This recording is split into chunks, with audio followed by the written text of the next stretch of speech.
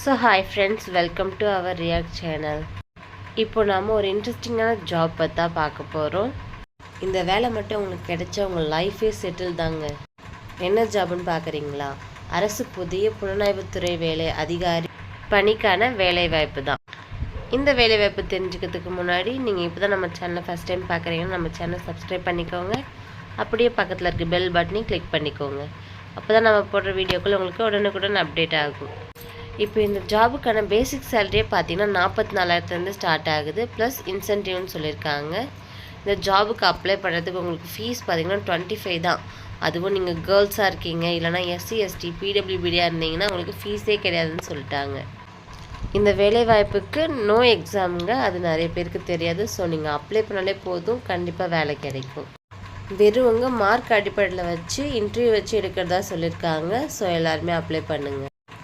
இப்போது official notification என்ன சொல்லியிருக்காங்க, எப்படி அப்ளை பண்ணணுன்றதை பார்க்கலாம். ஸ்கிப் பண்ணாமல் ஃபுல் வீடியோவும் பாருங்கள். வாங்க வீடியோக்குள்ளே போகலாம். ஸோ இதுதாங்க இந்த ஜாபுக்கான அஃபிஷியல் நோட்டிஃபிகேஷன். என்ன ஜாபுக்காக எடுக்கிறாங்கன்னு பார்த்தீங்கன்னா சென்ட்ரல் பியூரோ ஆஃப் இன்வெஸ்டிகேஷனுக்காக எடுக்கிறாங்க. டிபார்ட்மெண்ட் ஆஃப் பர்சனல் அண்ட் ட்ரைனிங்கில் எடுக்கிறதா சொல்லியிருக்காங்க. இந்த வேலைவாய்ப்பு யார் வெளியிட்ருக்காங்கன்னு பார்த்தீங்கன்னா யூனியன் பப்ளிக் சர்வீஸ் கமிஷன்லேருந்து வெளியிட்ருக்காங்க. இந்த நோட்டிஃபிகேஷனை பார்க்கறதுக்கான வெப்சைட்டே அவங்க கொடுத்துருக்காங்க. இந்த வேலைவாய்ப்புக்கு மொத்தம் எத்தனை வேக்கன்சி எடுக்கிறாங்கன்னு பார்த்தீங்கன்னா 27 வேக்கன்சி எடுக்கிறதா சொல்லியிருக்காங்க. அது என்ன போஸ்ட்டுக்காக எடுக்கிறாங்கன்னா அசிஸ்டன்ட் ப்ரோக்ராம். இந்த ஜாபுக்கு ரிசர்வேஷன் பொசிஷனும் கொடுத்துருக்காங்க. ஜென்ரல் 8, இடபிள்யூஎஸ்னா 4, ஓபிசினா 9, எஸ்சி எஸ்டிக்கு 6 கொடுத்துருக்காங்க. சப்போஸ் பிடபிள்யூபிடியில் அப்ளை பண்ணுறதுக்கு என்னென்ன டிசபிலிட்டி இருக்கலாம்னு சொல்லியிருக்காங்க. இந்த வேலைவாய்ப்புக்கு சேலரி பார்த்தீங்கன்னா லெவல் 7ல் கொடுக்குறதா சொல்லியிருக்காங்க. உங்களுக்கு பேசிக் சேலரியே 40,000க்கு மேலே இருக்குன்னு சொல்லியிருக்காங்க. இந்த வேலைவாய்ப்புக்கான ஏஜ் லிமிட் எவ்வளோன்னு கொடுத்துருக்காங்க. ஜென்ரல் அண்ட் இடபிள்யூஎஸ்ஸாக இருந்தீங்கன்னா 30 இயர்ஸ் வரைக்கும் அப்ளை பண்ணலான்னு சொல்லியிருக்காங்க. ஓபிசியில் இருந்தீங்கன்னா 33 வரைக்கும் அப்ளை பண்ணலான்னு சொல்லியிருக்காங்க. சப்போஸ் நீங்கள் எஸ்சி எஸ்டியாக இருந்தீங்கன்னா 35 இயர்ஸ் வரைக்கும் அப்ளை பண்ணலான்னு சொல்லியிருக்காங்க. அடுத்ததாக இந்த வேலைவாய்ப்புக்கான எஜுகேஷனல் குவாலிஃபிகேஷன் என்ன கேட்டிருக்காங்கன்னு பார்த்தீங்கன்னா master degree in computer application இல்லைனா கம்ப்யூட்டர் சயின்ஸில் கேட்டிருக்காங்க. அப்படி இல்லைனா பேச்சுலர் ஆஃப் இன்ஜினியரிங் கேட்டிருக்காங்க. அதுவும் இல்லைனா கம்ப்யூட்டர் சயின்ஸ் இல்லைனா கம்ப்யூட்டர் டெக்னாலஜி ஏதாவது ரெகக்னைஸ்ட் யூனிவர்சிட்டியில் இருக்கணும் அப்படின்னு சொல்லியிருக்காங்க. மாஸ்டர் டிகிரி இல்லைனா bachelor degree in computer application இல்லைனா கம்ப்யூட்டர் சயின்ஸில் முடிச்சிருக்கலாம்னு சொல்லியிருக்காங்க. வித் 2 இயர்ஸ் எக்ஸ்பீரியன்ஸ் கேட்டிருக்காங்க எலக்ட்ரானிக் டேட்டா ப்ராசஸிங்கில். அது மட்டும் இல்லாமல் இதுக்கு டிப்ளமாவில் இருக்கவங்களும் அப்ளை பண்ணலான்னு சொல்லியிருக்காங்க. போஸ்ட் கிராஜுவேஷன் டிப்ளமா முடிச்சிருக்கலாம்னு சொல்லியிருக்காங்க கம்ப்யூட்டர் அப்ளிகேஷனில். இவங்களுக்கு 3 இயர்ஸ் எக்ஸ்பீரியன்ஸ் கேட்குறாங்க எலக்ட்ரானிக் டேட்டா ப்ராசஸிங் ஒர்க்கில். டிப்ளமாவில் யூனிவர்சிட்டி இல்லைன்னா ரெகக்னைஸ்டு ரிசர்ச் இன்ஸ்டியூட்டில் படித்தவங்க அப்ளை பண்ணலான்னு சொல்லியிருக்காங்க. அது மட்டும் இல்லாமல் இதுக்கு அப்ளை பண்ணவங்களுக்கு என்னென்ன தெரிஞ்சிருக்கணும்னு பார்த்தீங்கன்னா knowledge of programming in C++ இல்லைனா visual sleepers Oracle relation database மேனேஜ்மெண்ட்லாம் தெரிஞ்சிருக்கணும்னு சொல்லியிருக்காங்க. டியூட்டிஸ் என்னென்ன இருக்குன்னு சொல்லியிருக்காங்க. டேட்டா கலெக்ஷனில் இருக்கலாம், கலெக்ஷன் ப்ராசஸிங் ஆஃப் இன்ஃபர்மேஷனில் இருக்கலாம், அசிஸ்டன்ட் ப்ரோக்ராமிங்கில் இருக்கலாம், அனாலிசிஸ் MIS சப்போர்ட்டில் இருக்கலாம்னு சொல்லியிருக்காங்க. அது மட்டும் இல்லாமல் இந்த போஸ்ட் பார்த்தீங்கன்னா பெர்மனண்ட்டுன்னு சொல்லியிருக்காங்க. சென்ட்ரல் சர்வீஸ் குரூப் Bயில் எடுக்கிறதா சொல்லியிருக்காங்க. நான் மினிஸ்ட்ரிகளில் எடுப்பாங்க. இந்த ஜாபோட லொக்கேஷன் நியூ டெல்லி கொடுத்துருக்காங்க. பட் ஆனால் இந்தியாவில் இருக்கல எங்கே வேணால் இருக்கலாம் அப்படின்னு சொல்லியிருக்காங்க. அது மட்டும் இல்லாமல் இந்த ஜாபுக்கான அப்ளிகேஷன் எப்போ வெளியிட்ருக்காங்கன்னு பார்த்தீங்கன்னா நவம்பர் 9, 2024 வெளியிட்ருக்காங்க.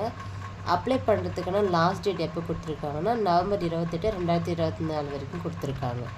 29ஆம் தேதி எது கொடுத்துருக்காங்கன்னு பார்த்தீங்கன்னா பிரிண்ட் எடுக்கிறதுக்காக கொடுத்துருக்காங்க. நீங்கள் அப்ளிகேஷன் ஃபில் பண்ணி அதை பிரிண்ட் அவுட் எடுத்து வச்சுக்கணும் அப்படின்னு சொல்லியிருக்காங்க. இந்த வேலைவாய்ப்புக்கு எலிஜிபிள் கேண்டிடேட் மட்டும் அப்ளை பண்ணணும்னு சொல்லியிருக்காங்க. அது மட்டும் இல்லாமல் அப்ளிகேஷனுக்கான லாஸ்ட் டேட் கம்ப்ளீட் ஆகிறதுக்கு முன்னாடியே அப்ளை பண்ணணும் அதுக்கு அப்படின்னு சொல்லியிருக்காங்க.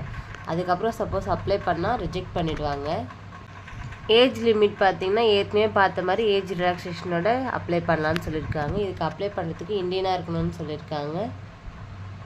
இந்த ஜாபுக்கு அவங்க கேட்டுக்கிற குவாலிஃபிகேஷனில் இருக்கவங்க மட்டுமே அப்ளை பண்ணணும்னு சொல்லியிருக்காங்க.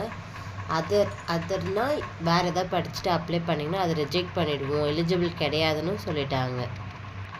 இந்த ஜாபுக்கு உங்களுக்கு எந்த எக்ஸாமினேஷனுமே கிடையாது. டைரெக்டாக இன்டர்வியூ வச்சு மெரிட் லிஸ்ட் விட்டு எடுக்கிறாங்க. ஒரு ரெக்யூர்மெண்ட் டெஸ்ட் மட்டும் இருக்குன்னு சொல்லியிருக்காங்க. தென் இந்த இன்டர்வியூவில் நீங்கள் எவ்வளோ பர்சன்டேஜ் எடுத்துருக்கணும் அப்படின்னு சொல்லியிருக்காங்க. சப்போஸ் நீங்கள் ஜென்ரல் இடபிள்யூஎஸ்ஸாக இருந்தீங்கன்னா 50 மார்க்ஸ் எடுத்துருக்கணும். ஓபிசியாக இருந்தீங்கன்னா 45 மார்க்ஸ் எடுத்துருக்கணும். எஸ்சி எஸ்டி பிடபிள்யூபிடியாக இருந்தீங்கன்னா 40 மார்க்ஸ் எடுத்திருந்தா ஓகேன்னு சொல்லியிருக்காங்க. மொத்தமாக உங்களுக்கு இன்டர்வியூவில் பார்த்தீங்கன்னா 100 மார்க்ஸ்க்காக கேட்பாங்க.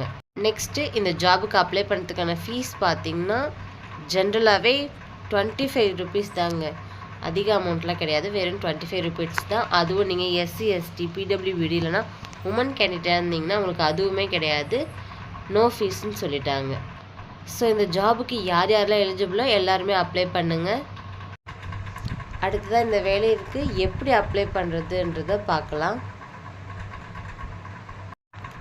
இதுக்கான அப்ளிகேஷனை நீங்கள் ஆன்லைனில் மட்டும்தான் போட முடியும், ஆஃப்லைனில் போட முடியாதுன்னு சொல்லிட்டாங்க. அதுக்கான வெப்சைட்டே அவங்க கொடுத்துருக்காங்க. www.upsconline.nic.in போய் அப்ளை பண்ணணும்னு சொல்லியிருக்காங்க.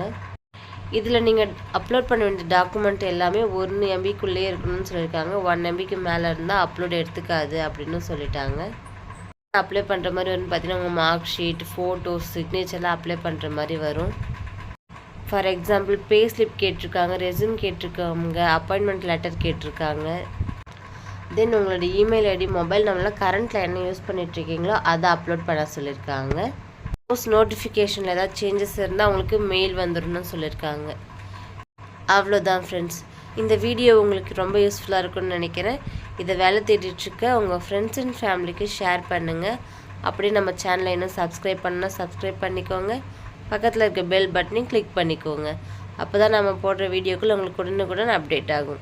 அது மட்டும் இல்லைங்க, நீங்கள் கொடுக்குற ஒரு லைக்ஸ் நம்ம சேனலுக்கு ரொம்ப மோட்டிவேஷனாக இருக்கும். ஸோ மறக்காமல் லைக் பண்ணிவிடுங்க. தேங்க்யூ. இந்த அஃபிஷியல் நோட்டிஃபிகேஷனுக்கான லிங்க்கு நான் டிஸ்கிரிப்ஷனில் கீழே கொடுத்துருக்கேன். எதாவது டவுட்னா உங்களுக்கு கமெண்ட்டில் கேளுங்க, நான் ரிப்ளை பண்ணுறேன்.